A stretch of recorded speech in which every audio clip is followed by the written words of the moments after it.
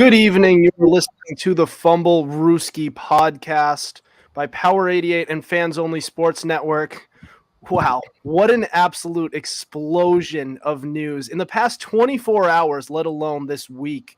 So with you is Adam Wright, Justin Hill, Justin Tucker. We have a special guest in with us tonight. We have Brett Shavs, host of the Three and Out podcast. Is that Yes, what sir. it is? That's it. So Brett, welcome to the show. First time here. Why don't you tell us a little bit about yourself? So what's going on, viewers out there? My name is Brett Shavs. Like Adam mentioned, I'm one of the co-hosts of the Three and Out podcast. We'll be going live shortly after you guys as well.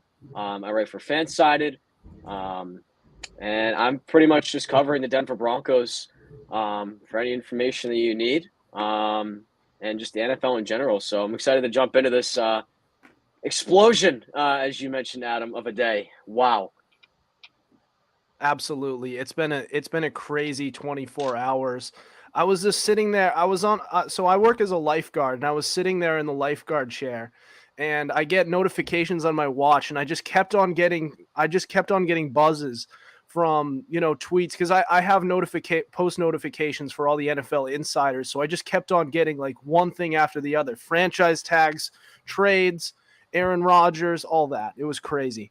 But anyways, we do have a lot planned for you tonight. And we'll talk about Aaron Rodgers finally making his decision. We'll touch on Amari Cooper's likely release from the Cowboys. There's also Calvin Ridley's suspension for betting games. The franchise tag deadline has passed, and we'll talk about that. But first, let's talk about a blockbuster trade that has shocked the NFL world. That's right. Russell Wilson was traded to the Denver Broncos. So Broncos fans, such as Brett Shavs here, went from a little bit of a low in the morning because we got the news Aaron Rodgers decided he's coming back to the Packers. And then just a few hours later, we get Russell Wilson traded to the Broncos, and they gave up a haul, don't get me wrong. 2 firsts, 2 second rounders, 5th round pick, Drew Lock, Shelby Harris, Noah Fant. The Broncos receive Russell Wilson, obviously, and a 4th round pick. But guys, I'll start with Brett here. What are your initial takes on this? Well, obviously this is a lot to digest, right? There's a lot of narratives that were in the past that Russell Wilson was looking to potentially make some moves and decisions out of Seattle. Was he going to stay with Pete Carroll? Was he going to try to move on and find some talents elsewhere? And it looks like that this was the case. He goes to the Broncos. It was his preferred destination, according to Ian Rappaport. And this essentially sets up the Broncos to really be contenders again in the AFC West. They've talked about before that this team had the potential to really be a standout contender alone in the AFC, let alone their division, if they're able to land a standout quarterback. And this is the gate that they were looking to open. Russell Wilson steps into an offense that really needed a boost of energy, and a top 5 talent in the NFL at the quarterback position is going to step in and really take over with Nathaniel Hackett's sort of West Coast style offense that he likes to run. They did give up a haul. I will admit that. It's no easy thing to swallow when you're giving up 5 picks in total and 3 starters on the offense and defense. So you have to take for what you get. Obviously, you're getting the best player in the trade. But I think in the long run, the Broncos will benefit. They saved, I'm telling you, $12 million in the cap room. They took on Russell Wilson for 24, and they traded away 36 total million in cap space. So they saved $12 million there, which is unheard of. And it's just another showing of how impressive George Paton has handled the front office here for the Denver Broncos. Absolutely. Saving $12 million, especially when you acquire a quarterback of that talent, that's a great move, and they still have some talent around them on the roster at the same time. But Jay Hill, your take?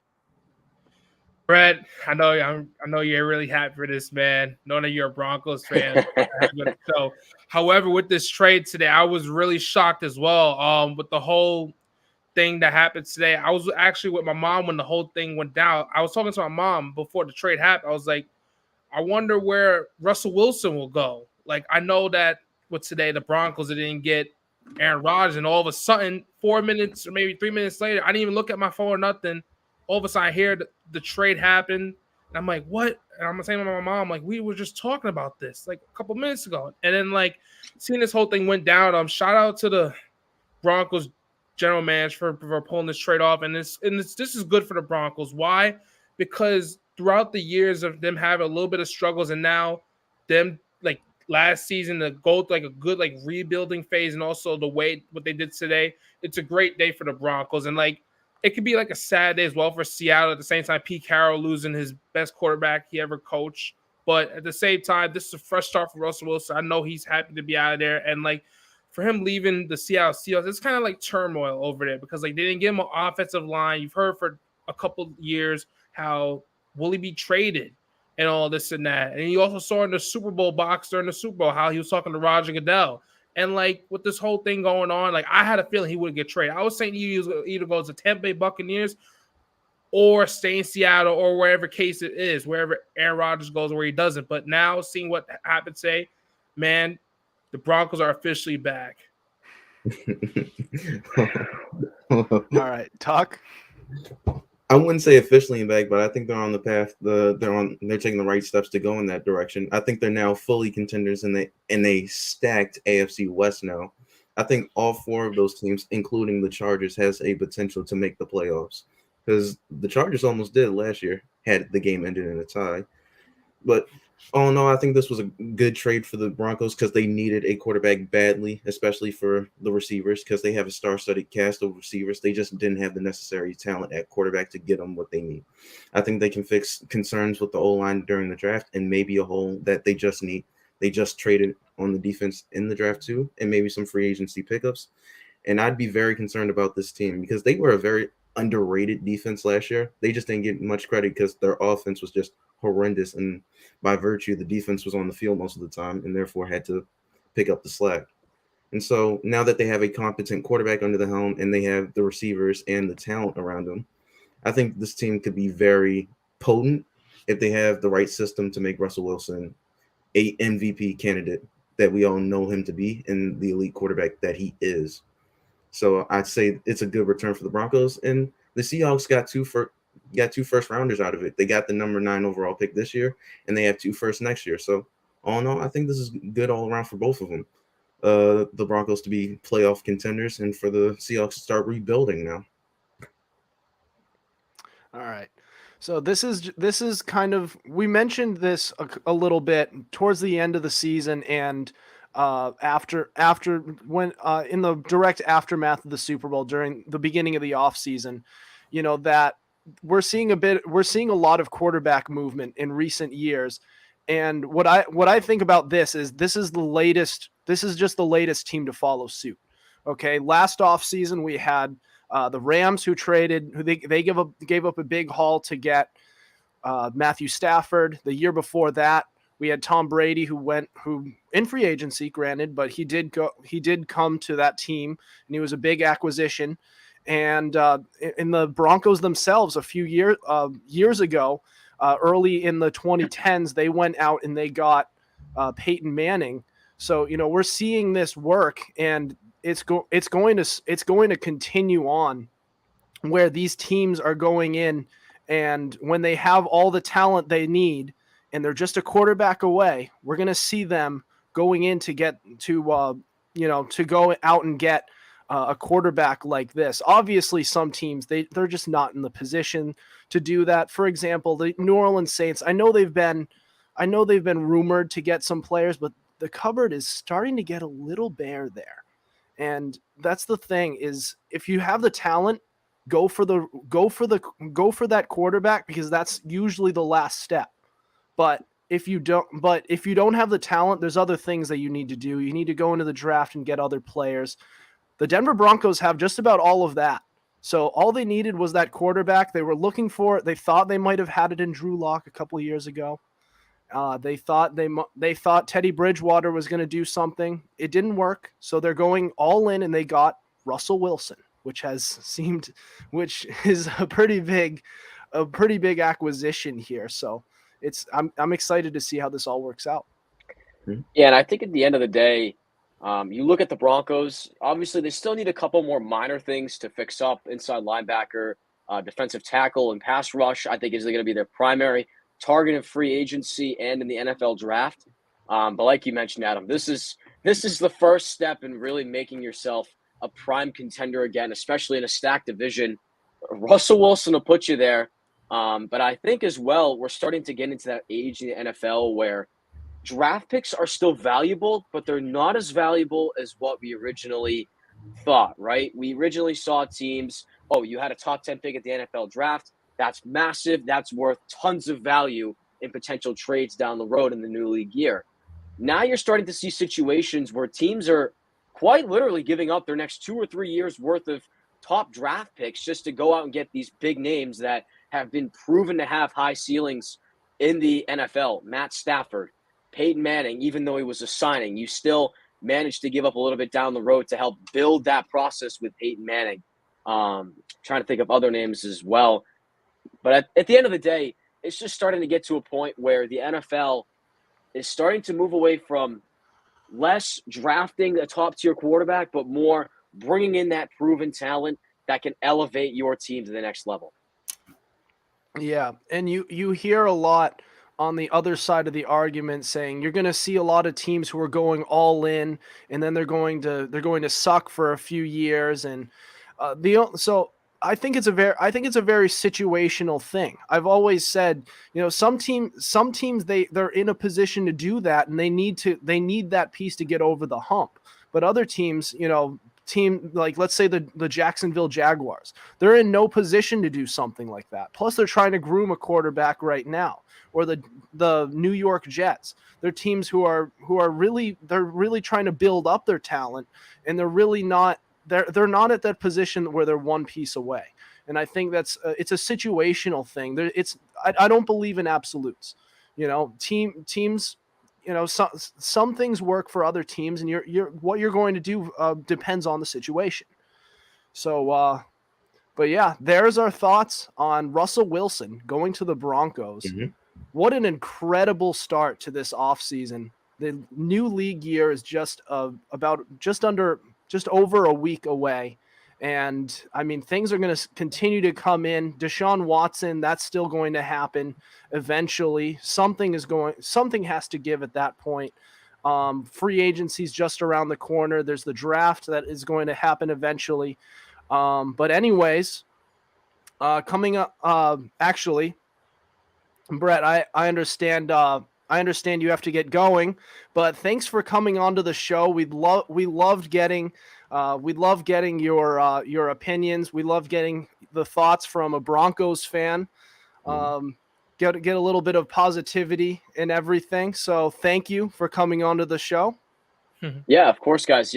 Appreciate you guys having me on. You guys got some impressive stuff going on here, so keep it up, and I'll chat with you guys soon. Thanks for having me on. Appreciate it. Enjoy your break, Brett. Yeah, you too, guys. Take care. Bye. Awesome. All right. So that was Brett Schaavs, host of the 3 and Out podcast. For those of you who haven't heard of it, go and check it out. They have some good content as well. But coming up, we are going to be talking about the other big news, which is Aaron Rodgers staying on.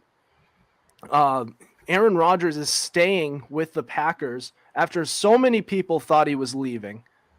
Later on, he decides, I'm going to stay. We'll get to that next. You're listening to the Fumblerooski podcast.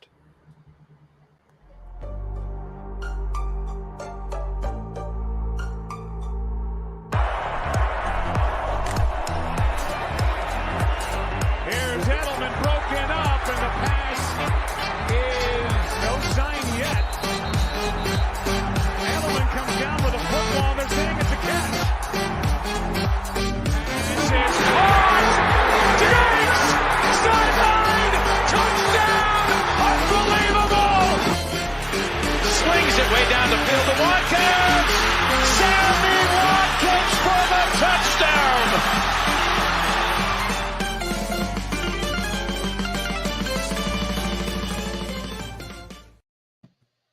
You're listening to the Fumblerooski podcast. Welcome back. So, Aaron Rodgers has decided to stay in Green Bay.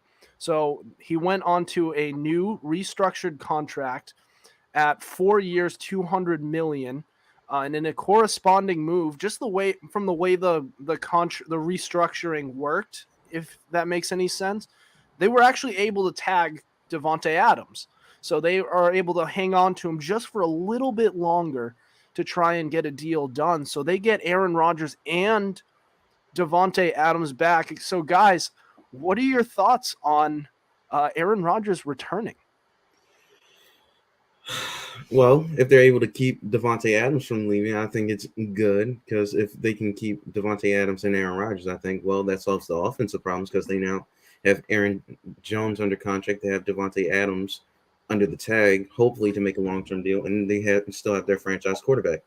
And hopefully they can get their left tackle back healthy by season start or by training camp, which will be optimal. So the offense isn't looking too bad. It's the defense I'm more concerned about. I think there will be some cap casualties, more specifically with Zadarius Smith. I think he'll be gone. But other than that, I'm not sure if they'll be Super Bowl contenders, but I think they'll be viable for the playoffs when considering them they're in the NFC North, and there's not really much competition there.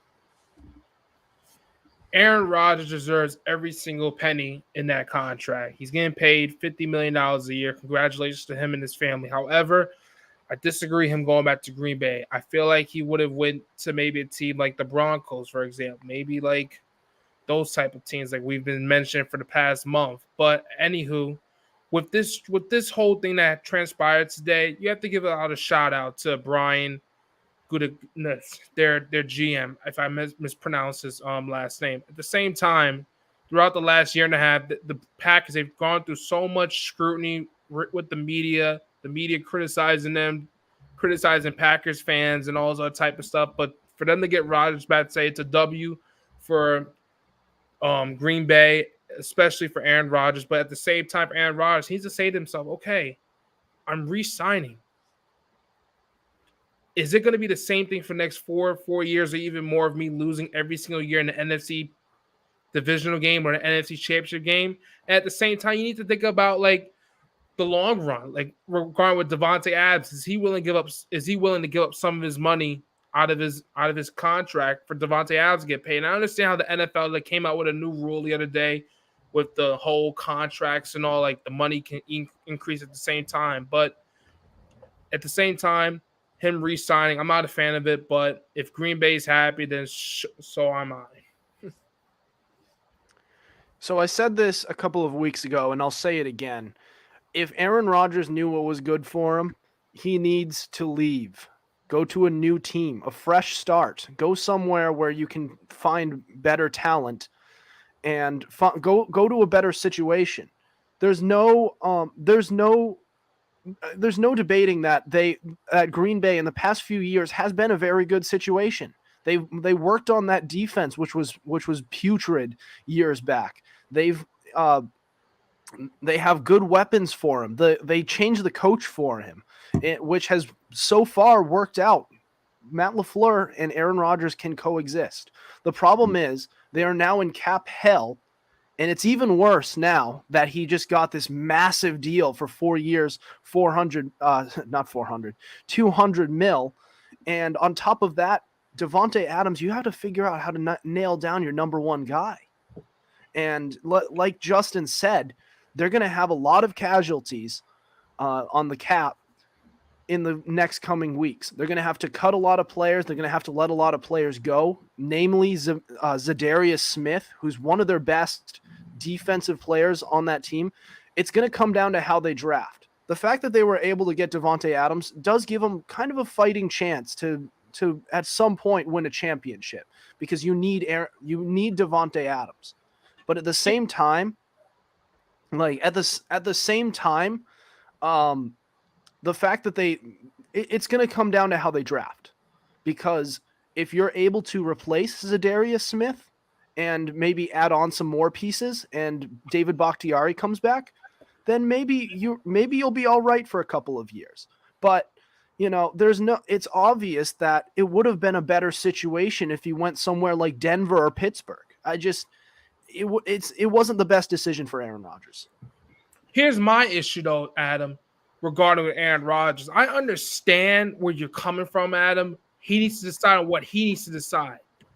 In our eyes, as football fans, you, Adam, you, Justin, have to speak loud. We've seen Aaron Rodgers Speak loud. Speak loudly. for so long.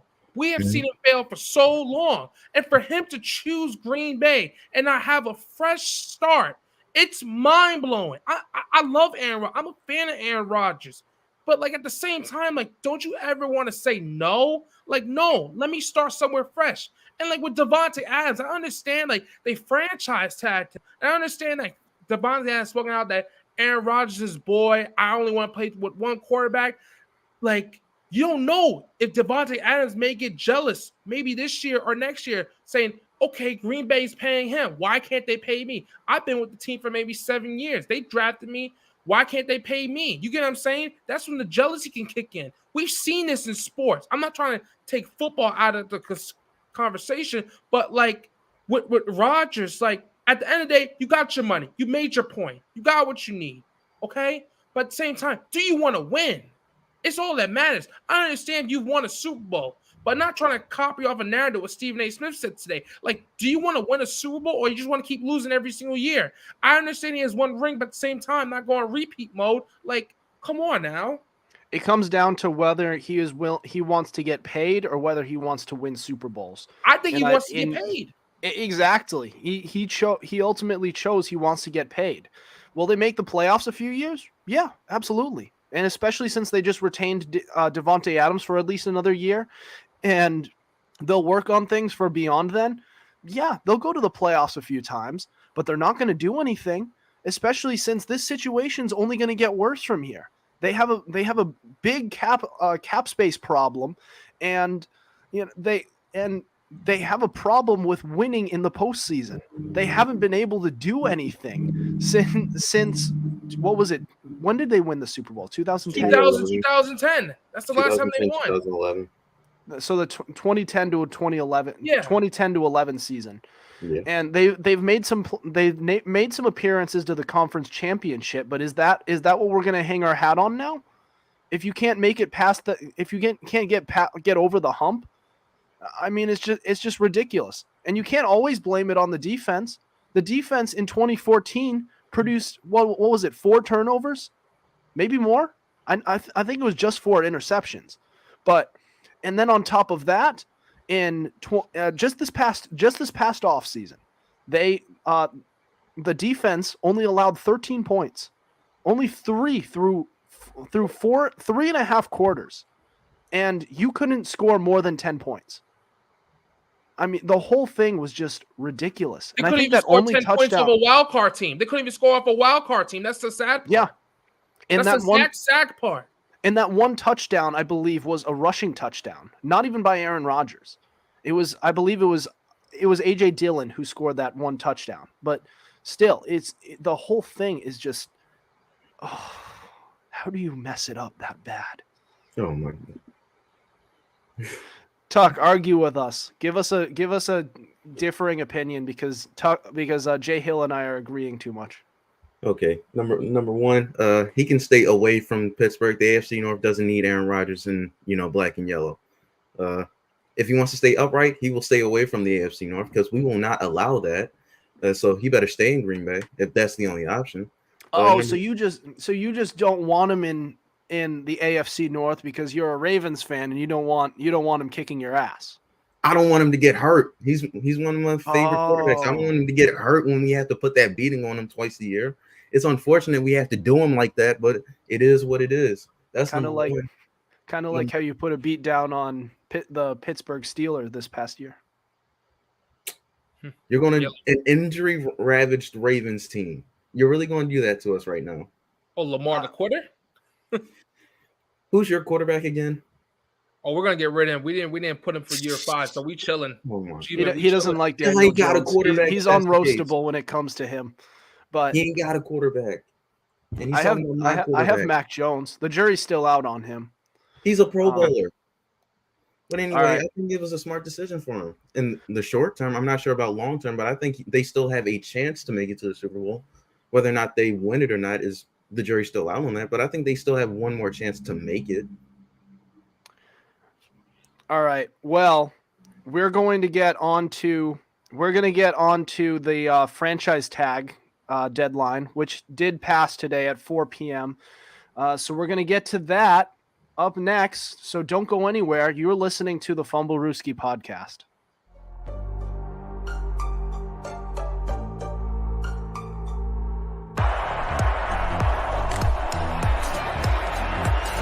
Here's Edelman broken up, and the pass is no sign yet. Edelman comes down with a football. They're saying it's a catch. This is caught. Diggs! Sideline! Touchdown! Unbelievable! Swings it way down the field to Watkins. Sammy Watkins for the touchdown!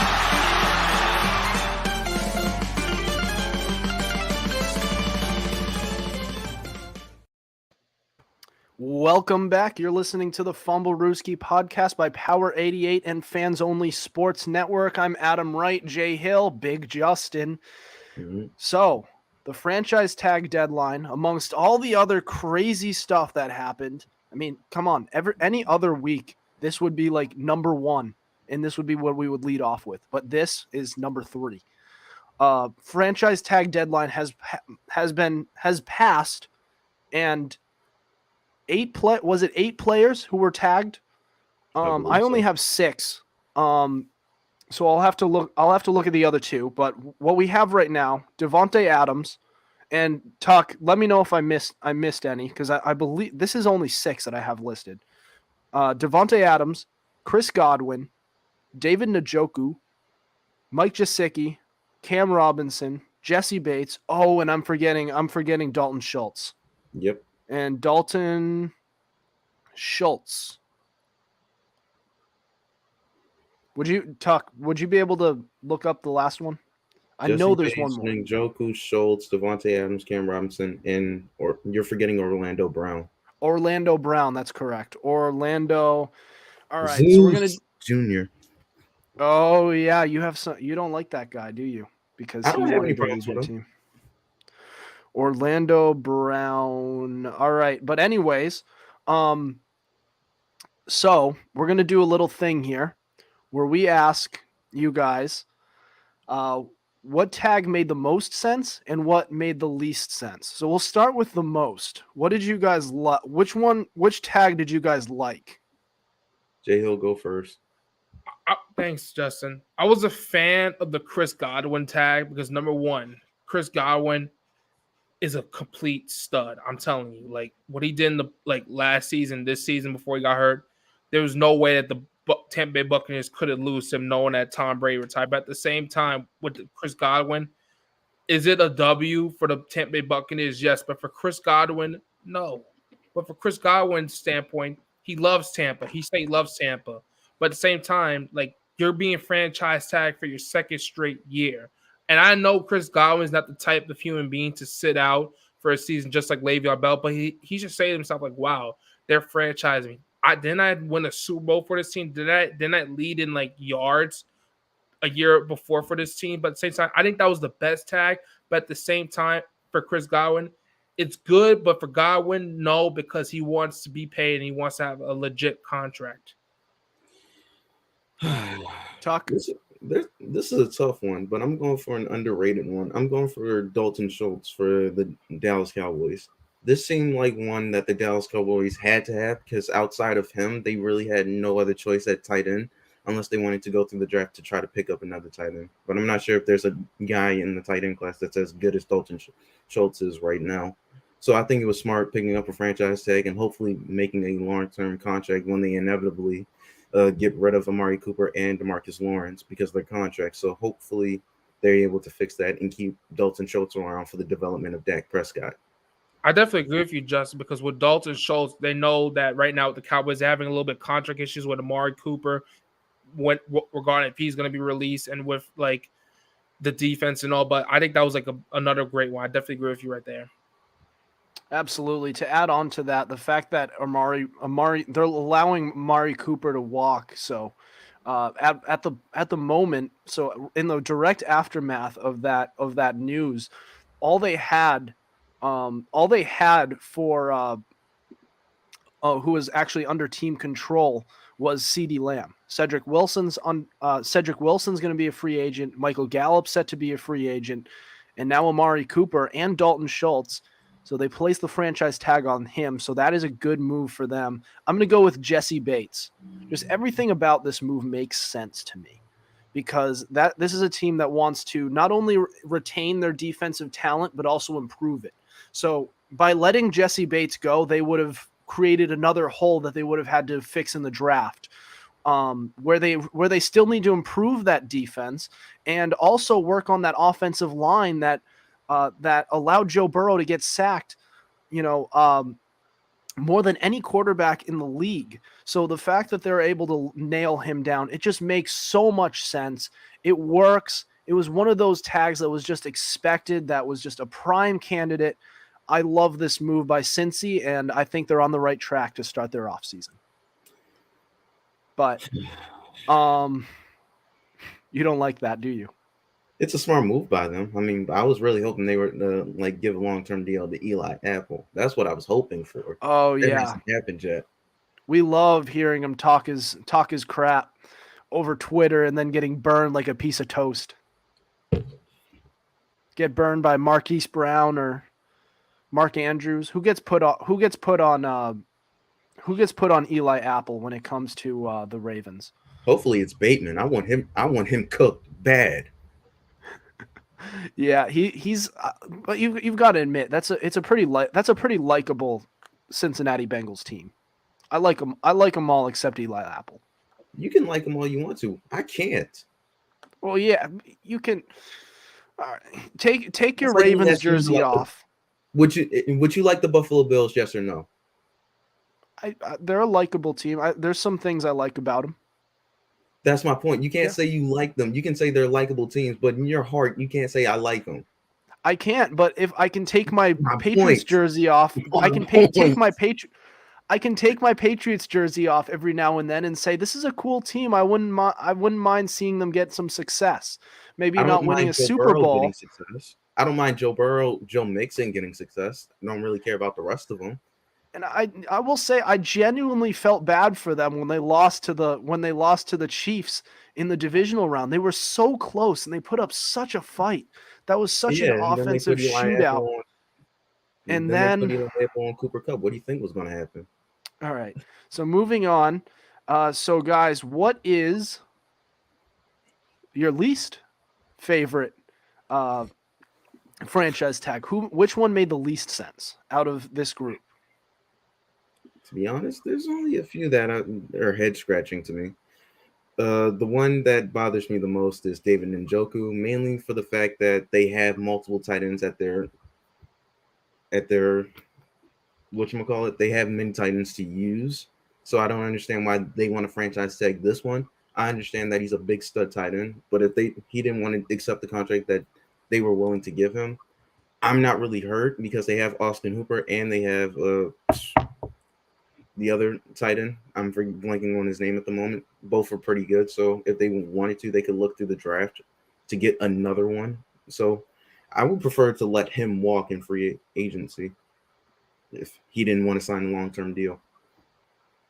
All right. Jay Hill. The player that comes to my mind, and I went on a rant about this, was Davante Adams. Why? I can say Davante Adams because they need to pay the man. This man is one of the best wide receivers in the NFC. Let's not forget, one of the best, probably in the game of football. At the same time, I understand you need to franchise him due to the Aaron Rodgers situation that occurred today. But with this situation here, the Packers have no right to be franchise tagging this guy. Need to be put him on a contract long term.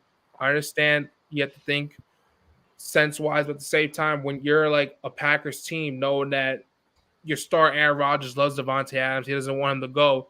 Davante Adams has been with the team since 2014. He was drafted by you guys. We're now in 2022. And the mere fact that he's been on the team for maybe 7 to 8 years and he hasn't had like a real contract besides like his rookie deal and being franchise tag, it's really disgraceful in my eyes. In Adams' defense, the problem is they have bigger fish to fry with him. No question. Aaron Rodgers needs to be signed. You know, he's the biggest piece to the puzzle. If you have Aaron Rodgers and you don't have Devontae Adams, or other way around, if you have Devontae Adams and you don't have Aaron Rodgers, then the team's going to be terrible. If you have Aaron Rodgers and you don't have Devontae Adams, you could probably there's a chance you can be respectable, even though past him they don't have too much, but they have some serviceable pieces. But my pick is actually, I mean, Dave Njoku, man. What the hell? This guy's the backup tight end and he's getting 10 mil for a year. What about him is made you have some urgency to nail him down? You probably could have gotten him for next to nothing, but you had to slap the franchise tag on this guy. Not even for you're not even getting him for a long time, just 1 year. Like, he's your backup. Prioritize Austin Hooper. But I mean, I want to go a different route than Tuck just because I want to cover more ground. But I think I want to look at Cam Robinson, who was tagged for not 1 year, but 2 years in a row. Yep. Now with Chris Godwin, it somewhat makes sense because in the past couple of years, because of the amount that Tampa has had to spend, they had no choice. But this is Jacksonville. Jacksonville in the past 2-3 years has been leading in cap space. And you turn around and say, "No, we're gonna give you the franchise tag again. We're gonna just slap it on you." It just feels like they're being dicks just for the sake of doing it. Like it's kind of, oh man, I feel bad for the guy because he's been a pretty good left tackle. Yeah, he's solid. And those don't grow on trees. And you're trying to protect your potential franchise quarterback in Trevor Lawrence, and you're not even going to commit to his bodyguard. You know, it's just comical. Just sign the guy long term. You have the money to do it. Why are you being difficult about this? You know, I just hope he doesn't get pissed off at them and walks in free agency. That's all I'm hoping for, because you know they're pulling at it. They're doing it. They're pulling his leg at this point. It's hard to walk when you keep getting franchise tagged. Yeah. Yep. All right. But anyways, moving on to our next topic, we have Calvin Ridley, who during his mental health thing, or should I say, and I quote, mental health, he got into some betting issues and he's in trouble with the league. We'll get into that next. You're listening to the Fumblerooski podcast.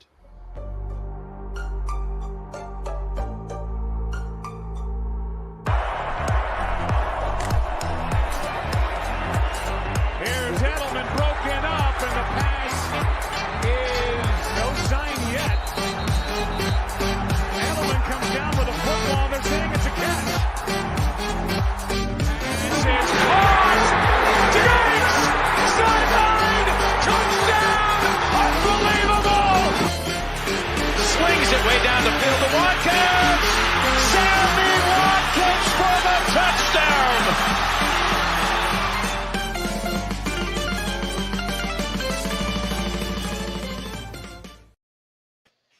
Welcome back. This is the Fumblerooski podcast by Power 88 and Fans Only Sports Network. I'm Adam Wright, Jay Hill, Big Justin in the house. So, wide receiver Calvin Ridley, who has been involved in a lot of trade rumors that he would go to find a new home to be a wide receiver one somewhere, go to a contender possibly. He has been suspended for the entire 2022 season for betting on games. So this man took a mental health break, and during his mental health break, he was betting on games. So some way of coping it.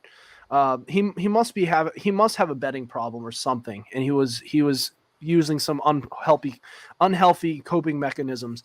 But according to reports, this man bet $1,500, so $1,500, and he lost $10 million.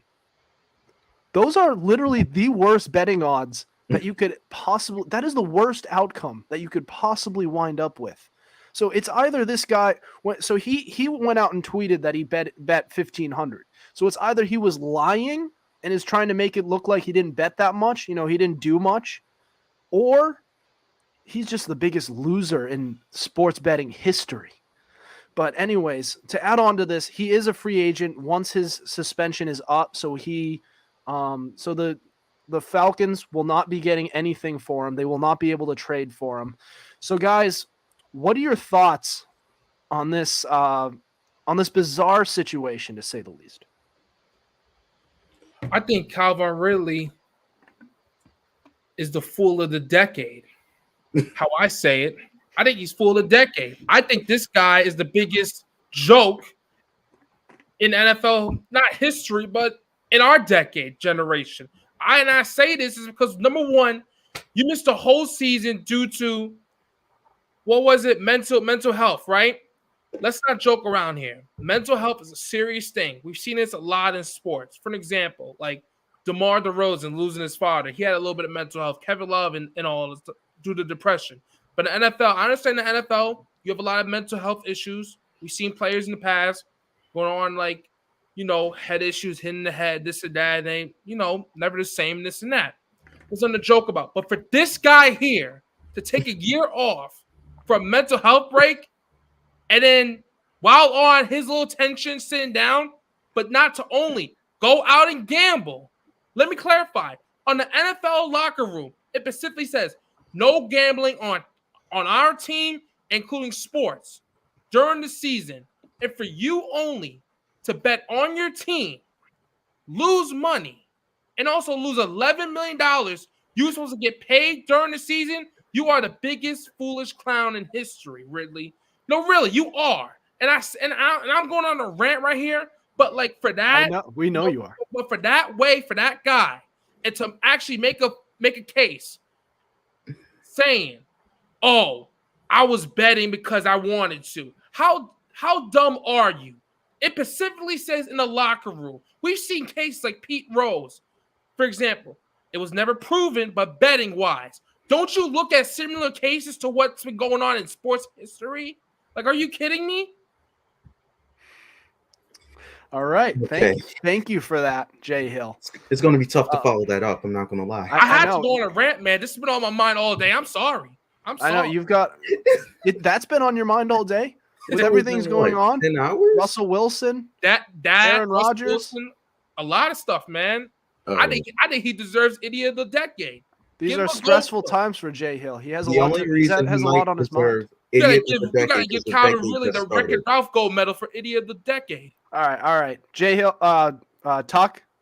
Listen, the only reason you think that is because it's 2022 and 2020 and 2021. We didn't do anything for those decades. That's the only reason you think that right now. That's number one. Number two, I'm going to be serious about this in all consideration. I hope whatever he's dealing with, he gets through it, because mental health is a serious issue, and hopefully he gets the help that he deserves. However, I think he made a mental error in judgment while gambling on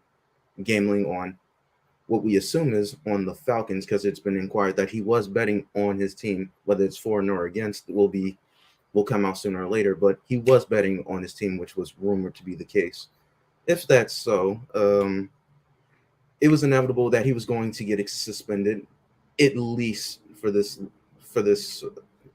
season. We don't know for how long, because they said at least, so it could be more. It could be the season, but we won't know until next season. I think the only issue everybody's having with is the term, because they don't treat domestic violence the same way, and they don't treat drug use the same way. And what people seem to not understand is the NFL values the league shield over anything. Their integrity is within the shield, and you will not compromise it over anything. So as much as we say, like, it's not fair that all he did was gambling and he did such and such, gambling on games is a very serious crime to the NFL, and they don't deal with it nicely. They will suspend you indefinitely and not think twice about it. And if you want to appeal it, you can appeal it. But at the same time, if you do admit to gambling, you will be suspended for the year alone, maybe more. It could even get to the point where they'll ban him outright, like Pete Rose did in baseball. So as unfortunate as it is for the situation, I really hope to see him play again because he is a good receiver. It's just an unfortunate situation and a mental lapse in judgment. And hopefully he'll have this next year to actually take some time and actually get the help he truly deserves. And hopefully he comes back as not only as a better football player, as a better person. So good points, guys. Good points. My take on this is assuming that Calvin Ridley comes back from his suspension after a year. So they did say at least a year, meaning he could end up getting more. I mean, if we find out that he was betting against his team, I mean, he may never see a football field again. That being said, assuming he comes back after the year, the biggest losers in this are going to be the Atlanta Falcons, and I'll tell you why. He's going to be a free agent after this year, meaning Atlanta doesn't get anything for him. Calvin Ridley's still known around the league to be one of the better receivers in the game. He's still going to get paid. He's going to go to a new spot, and he's going to ball, and he's going to play well. And left in the dust is going to be the Atlanta Falcons. So they really got screwed over when this happened, because now not only are they losing their best player, but they don't even have the luxury of giving him away on their own terms. You know, a day 2 pick in the draft isn't the best. It's not a first round pick, even though it's possible they could have gotten a first round pick. That's still something, especially a second round pick and a player. That's still pretty good. And now they can't even get that. They might get some. I don't know how it's going to work with compensation, but they might get that. But that's it. And this kind of sucks for them. It really does. I don't think we've talked a lot about Calvin Ridley and not about the Falcons, who are losing their player for nothing at this point. Fair. Well, yeah, that's a fair thing. Like for the Atlanta Falcons, you know, they went through 28-3, and now we got this for an example here, losing Julio Jones and all this other stuff. But this guy here, I'm not gonna take back my comments. This guy needs to get a gold medal for Clown of the Century. And at the same time, it's no joke for mental health. Mental health is a serious thing, but at the same time, to not only on a break due to mental health, but then to go out and gamble, and then to even say like, oh, like I did bet such and such, knowing that it says in the locker room, do not bet on your team or such, knowing that like, doesn't your agent tell you this? Like, come on now, this is what like a preschool child should know. But listen, mental health is not a joke at the end of the day. But at the same time, you deserve Clown of the Century, Calvin Ridley. I'm sorry. I'm like that guy, man. We should set up, you know how they have those walls where it's like employee of the month? We'll have one for Jay Hill, except it's the clown of the month. So they'll have like whichever player Jay Hill thinks is the clown of the month. So this month's clown is Calvin Ridley, right? Right? Correct? But I ain't gonna go on that. I ain't gonna go on that route. But for today, I will say he is. But moving forward, I'm not gonna posterize someone like that. You said he was the clown of the decade. But of the decade for that, yeah. And then he went on to say century for like a month or a week. No, we'll post that on our social media page. Every week we'll have a clown of the week. Double down on the month. That's crazy. That's all right. Crazy. But anyways, some final thoughts on this thing. The guy literally admitted to it on social media too. He straight up said, guys, I don't have a betting problem. I only bet this much money. You bet. You just admitted it on social media, you moron. That was just crazy. All right. But anyways, we do have coming up next, the Fumblerooski fan box on Amari Cooper and his likely release. You're not going to want to miss that. Don't go anywhere. This is the Fumblerooski podcast.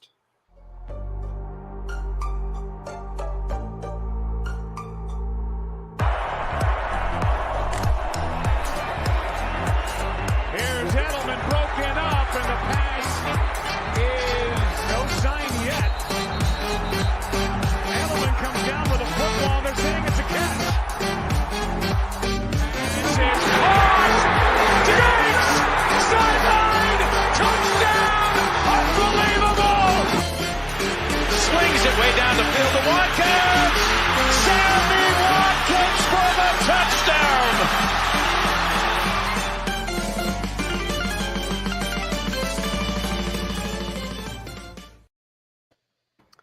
You are listening to the Fumblerooski podcast by Power 88 and Fans Only Sports Network. I'm Adam Wright, Jay Hill, Big Justin with you tonight.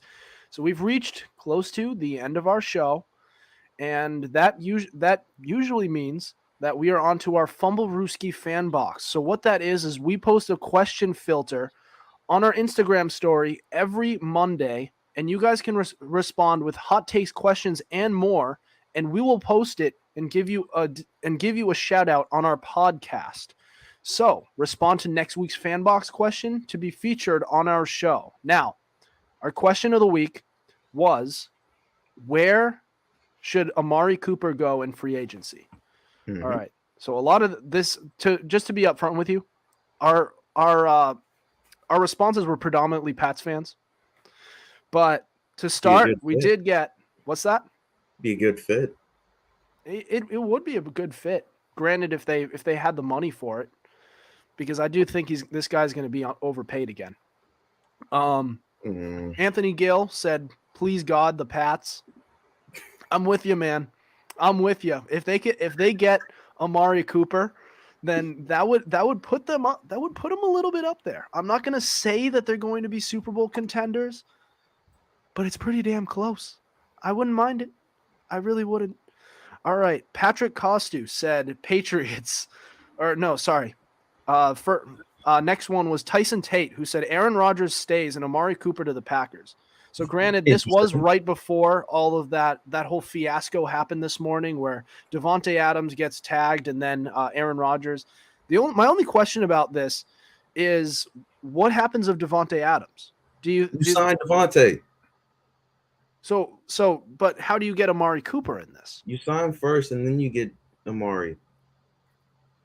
That's going to be that you would have to assume that Amari Cooper is getting a discount for that at the same time. Would you not? It depends if they can take on Amari's contract. I'm not sure how it works for contracts and whatever, but I'm sure once he gets cut, I'm not sure if the Cowboys take it on or the Cowboys have to take it on along with the new contract. So I'm not sure what the cap hit will be.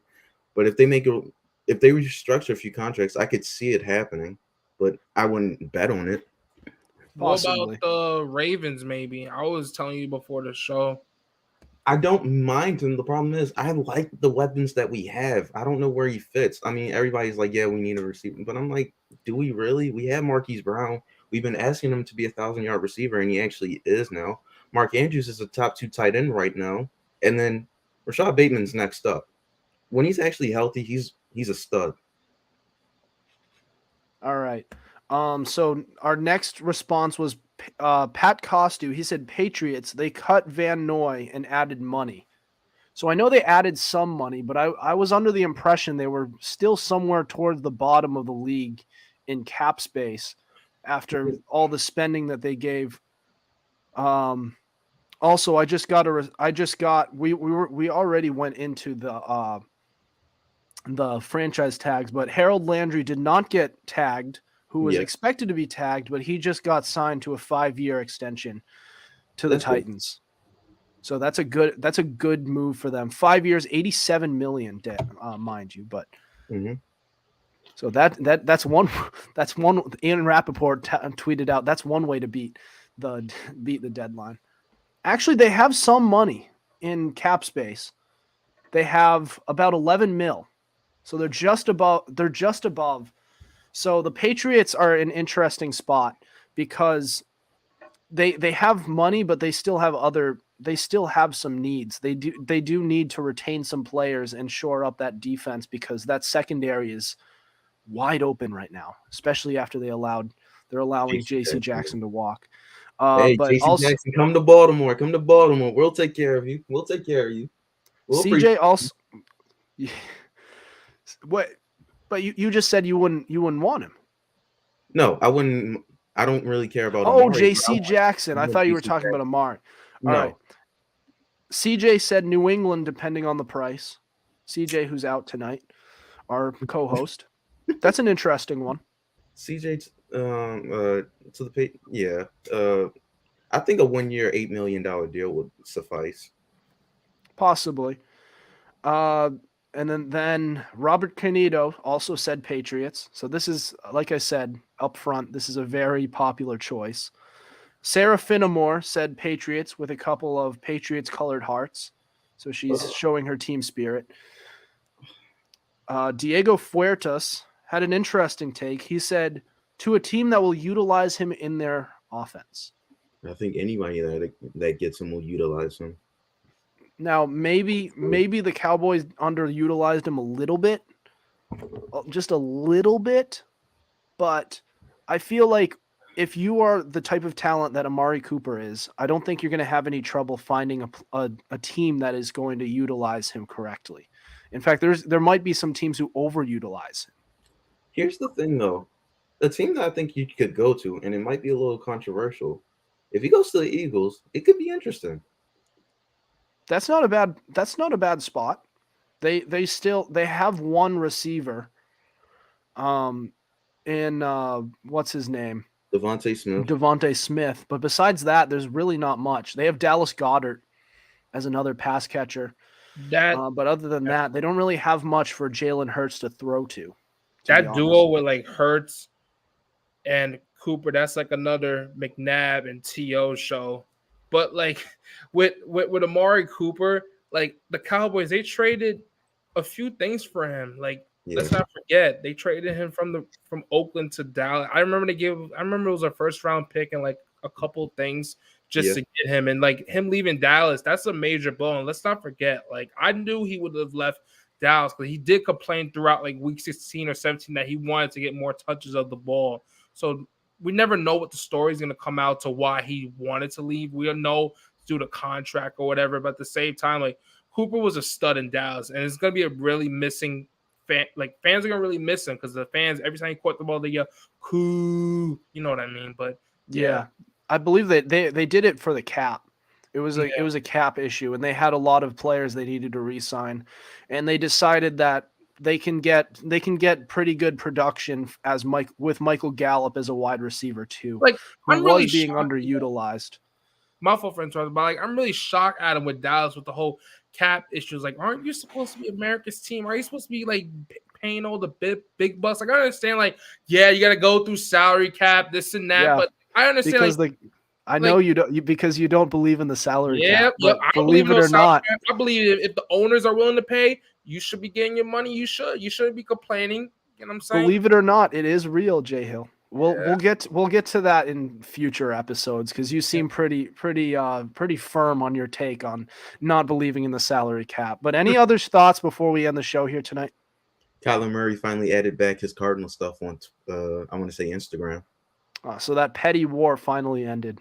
Hopefully. Jesus Christ, that guy. That whole situation is just petty. It's going to get figured out, and he's going to mature, and he's going to be there for a few years. And it'll be an issue like later on down the road where they're going to trade him. But anyways, that'll do it for us tonight. Thank you for listening to us. Be sure to tune in to us live Tuesdays at 7:30 on Twitter and Facebook. I know we did not actually get live at 7:30 like we were supposed to. We ran a little bit late. We apologize. But anyways, be sure to subscribe to our YouTube channel. We also have all our episodes available on Spotify, Spreaker, Apple Podcasts, Google Podcasts, and much more. Also, be sure to follow our Instagram at Fumblerooski_podcast to keep up with our podcast and the latest coverage on the NFL. Otherwise, we will see you next week. Over and out.